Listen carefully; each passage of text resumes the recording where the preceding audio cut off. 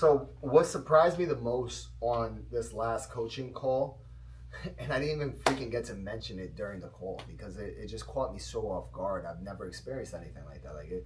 I never had that issue myself. So when I heard it sounded off, but I didn't know what was going on. So we had a doctor who was recommending 12 visits. I told them they needed to give honest and accurate recommendations. So they increased their recommendation to 24, 36, and 48. They did that for one day. They got 2 yeses, felt like they were on fire. Then the next day, they got 3 no's. And they began to panic. And his response to me was that his CAs were panicking and that they wanted to go back. They told him that he needed to go back to recommending the 12 visits, back to what they were doing. And he went back to what he was doing. I've never had a CA tell me what needs to be done in my office. And it doesn't come from a place of ego. They just trust me that much. I literally change things in this office every 3 months. Every care plan changes. The way we do things change. Everything changes every 3 months. And they trust me because I've never let them down. And when it's a bad idea, I admit that it's a bad idea. But we don't change things from one day to another. I am thinking about this for 3 solid months before I make any changes. So they trust that I've put the time and effort into this decision, that I've spoken to mentors, that I pay hundreds of thousands of dollars.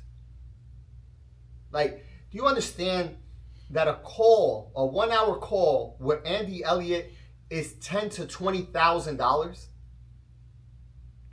It's crazy that chiropractors view $1,000 for a call to be a lot of money. I've literally paid hundreds of thousands of dollars for mentoring, to collapse timeframes, to evolve, to grow at a faster rate.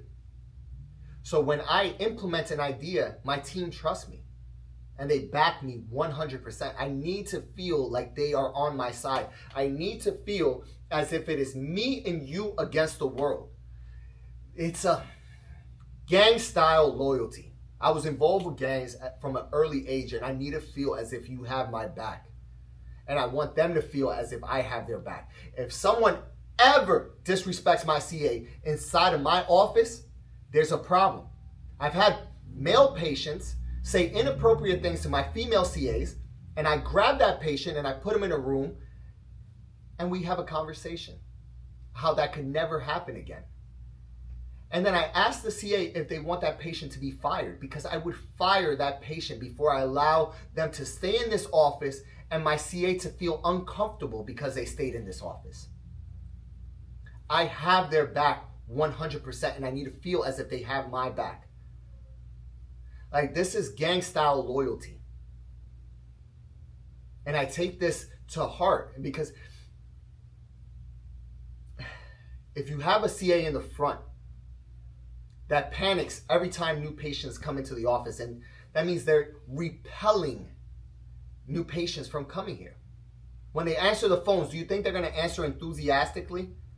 Do you think they're going to be excited for new patients to schedule? Do you think they're going to give them that last 15-minute slot right before they go on lunch? Or are they going to push them off to the next day? Everybody needs to know the mission and need to be working in the same direction of the mission. And if something isn't going according to plan, you just changed your care plan from 12 to 24 or 12 to 36, whatever it is, do you think it makes sense that that's going to go perfectly the first couple days? Do you think the first week you're going to see a little bit of a drop in sales? Of course, because you're not used to doing it. It's brand new. How could you expect that you're all of a sudden going to be a fucking pro? On the call, he said, my script was perfect. It can't be perfect, man. It can't. You just learned it. It takes months for your script to be perfect, for the tonality to be perfect. Like, you have to record yourself. You have to look at yourself in the mirror. You have to know this inside and out. That's the difference. It's like so many people rate themselves, oh, I'm an 8, I'm a 9, I'm a 10. How the hell are you an 8, 9, or a 10 if you're just getting started? That, like, do you honestly think if you do this for another 2 years, are you going to be any better? Yes, then that means you should have rated yourself at a 2. Because if in a year you're going to be double what you are right now, then you're a 2. What about in 10 years? Where are you going to be?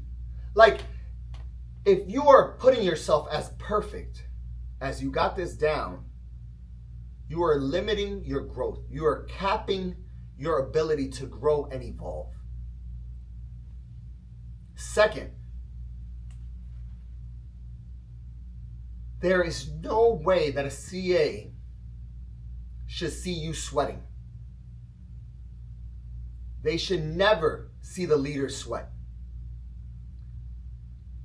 If you're going into war and you see the leader scared and nervous, how much harder is it to follow that leader into war?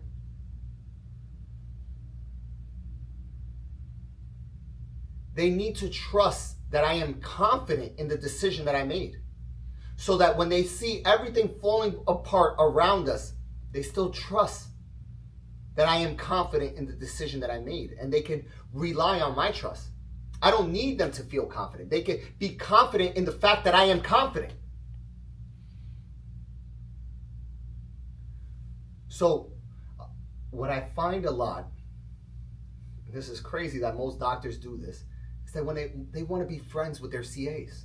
I am not friends with my CAs. I love every single one of them. I care about them deeply. I would go to war for them. I would fight somebody for them. We work out together. We go out to lunch together. But we are not friends, because in order to be friends with somebody, you must be equals. And we are not equals. I am in charge. Not from a place of ego, but there has to be one leader. This is not a democracy.